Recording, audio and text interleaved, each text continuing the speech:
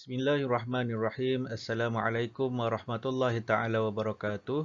Alhamdulillahi rabbil alamin wassalatu wassalamu ala asyrafil anbiya'i wal mursalin wa ala alihi wa sahbihi ajma'in. Qala rabbi shrah li sadri wa yassir li amri wahlul 'uqdatam min lisani yafqahu qawli. Allahumma aftah alaina hikmataka wansyur alaina min khazaini rahmatika ya arhamar rahimin.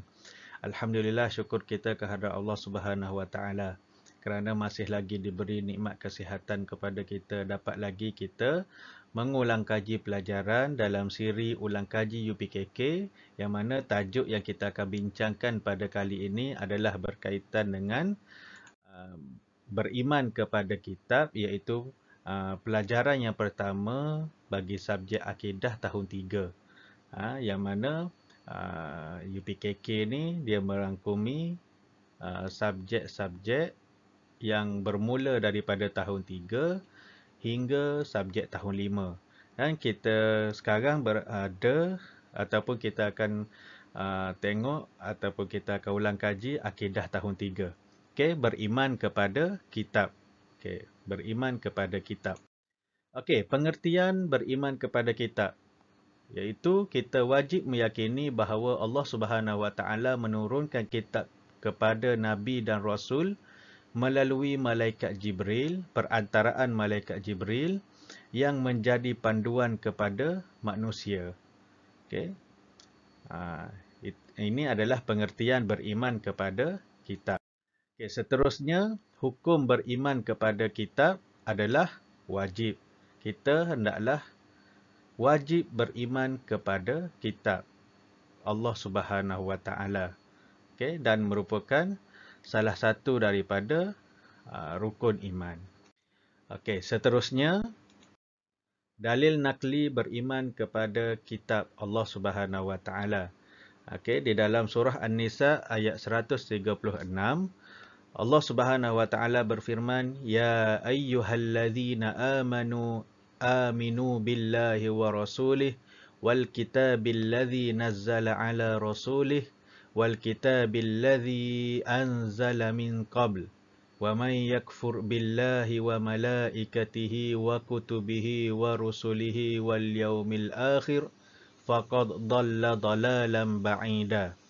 Okey, maksudnya wahai orang-orang yang beriman, tetapkanlah iman kamu kepada Allah Subhanahu Wa Taala dan juga rasul-rasulnya dan kepada kitab Al-Quran yang telah diturunkan kepada rasulnya, iaitu Nabi Muhammad sallallahu alaihi wasallam, dan juga kepada kitab-kitab suci yang telah diturunkan dahulu daripada itu, dahulu daripada Al-Quran. Dan sesiapa yang kufur ingkar kepada Allah Subhanahu Wa Taala dan malaikat-malaikatnya dan kitab-kitabnya dan rasul-rasulnya dan juga kufur terhadap hari akhirat, maka sesungguhnya dia telah sesat dengan kesesatan yang sejauh-jauhnya. Okey, ini adalah dalil nakli berkaitan dengan beriman kepada kitab. Okey, seterusnya kita nak pergi kepada nama-nama kitab dan rasul yang menerimanya. Nama-nama kitab dan rasul yang menerimanya. Okey, kita pergi kepada kitab yang pertama, iaitu kitab Zabur, diturunkan kepada Nabi Daud dalam bahasa Kibti, dan terdapat di dalam kitab Zabur itu petua, doa, zikir, nasihat dan peringatan. Okey, itu yang disebutkan di dalam kitab Zabur. Seterusnya kitab Taurat. Kitab Taurat diturunkan kepada Nabi Musa dalam bahasa Ibrani, dan di dalam kitab Taurat itu terdapatnya syariat akidah yang benar serta i'tiqad yang betul. So dalam tu disebutkan tentang akidah yang benar, iaitu akidah kepada Allah Subhanahu Wa Taala. Juga di dalam kitab Taurat ada disebutkan berkaitan dengan menyebut tentang rasul yang terakhir, iaitu menyebut tentang ciri-ciri ataupun kepribadian Nabi Muhammad sallallahu alaihi wasallam. Okey, seterusnya kitab Injil. Okey, kitab Injil diturunkan kepada Nabi Isa dalam bahasa Syriani dan yang terkandung di dalam kitab Injil itu adalah wahyu-wahyu Allah yang mengajar manusia kembali kepada Allah Subhanahu Wa Taala, dan juga menyebut tentang Rasul yang terakhir, iaitu Rasulullah Sallallahu Alaihi Wasallam. Dan yang terakhir, kitab yang keempat adalah Al-Quran, iaitu diturunkan kepada Nabi kita, Nabi Muhammad Sallallahu Alaihi Wasallam di dalam bahasa Arab, yang mana Al-Quran itu lengkap tentang akidah, ibadah, akhlak dan sebagainya, yang menjadi panduan kepada manusia sepanjang masa sampailah ke hari kiamat. Dan juga kitab Al-Quran ini ada 114 surah dengan 30 juzuk, dan meliputi semua perkara-perkara yang inilah akidah, ibadah, akhlak dan sebagainya, itu semua ada di dalam Al-Quran. Dan Al-Quran ini juga diturunkan di Mekah dan Madinah secara berperingkat-peringkat. Okey, malaikat Jibril datang turunkan wahyu itu kepada Rasulullah berperingkat-peringkat. Okey. Seterusnya kita nak tengok kepada kelebihan Al-Quran. Kelebihan kitab yang diturunkan kepada Nabi Muhammad yang menjadi pedoman untuk kita sekarang sampailah ke hari kiamat sana. Okey, ke hari kiamat nanti. Okey, apa kelebihan Al-Quran? Al-Quran merupakan mukjizat terbesar Nabi Muhammad sallallahu alaihi wasallam. Kita tahu Rasulullah ni dia banyak mukjizat, dan mukjizat Al-Quran inilah adalah mukjizat Al-Quran terbesar Nabi Muhammad sallallahu alaihi wasallam. Yang kedua, isi kandungannya terpelihara sehingga hari kiamat. Isi kandungannya terpelihara sehingga hari kiamat. Tak boleh nak diselewengkan, walaupun ada cubaan untuk menyelewengkan Al-Quran, tetapi Allah dah janji Al-Quran ini akan terpelihara sehingga ke hari kiamat. Kemudian Al-Quran memansuhkan syariat-syariat yang terdapat di dalam kitab-kitab yang sebelumnya. Okay? Al-Quran memansuhkan, ataupun makna mansuh di sini, apa yang terkandung, hukum-hukum yang terkandung dalam Al-Quran sahaja yang boleh diterima pakai dalam masa sekarang dan hingga ke hari kiamat. Dan tak boleh nak menggunakan syariat-syariat yang terdapat dalam kitab-kitab yang sebelumnya. Okey, seterusnya syariat Al-Quran ini syumul dan lengkap untuk sekalian alam. Okey, so kita tak boleh nak cakap apa yang dihukumkan dalam Al-Quran itu tak lapuk lah, dah lapuk lah, ketinggalan zaman lah.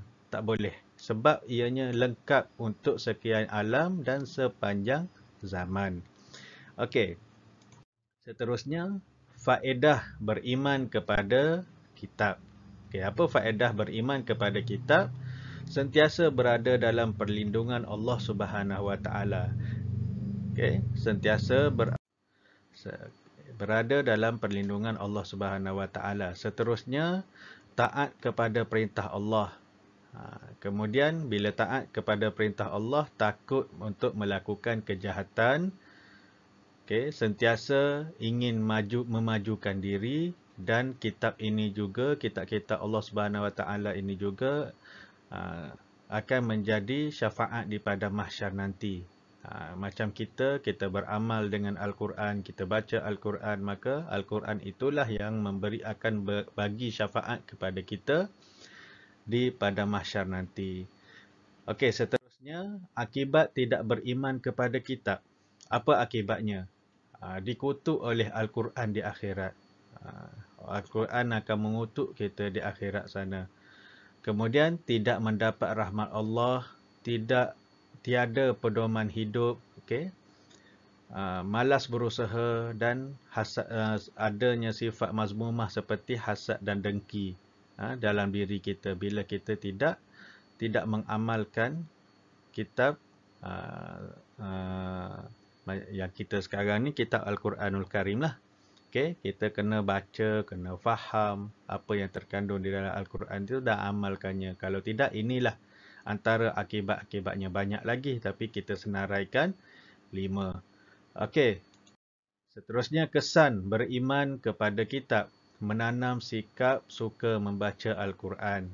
Mengamalkan sifat-sifat yang mahmudah, sifat-sifat yang baik-baik yang disebut dalam Al-Quran.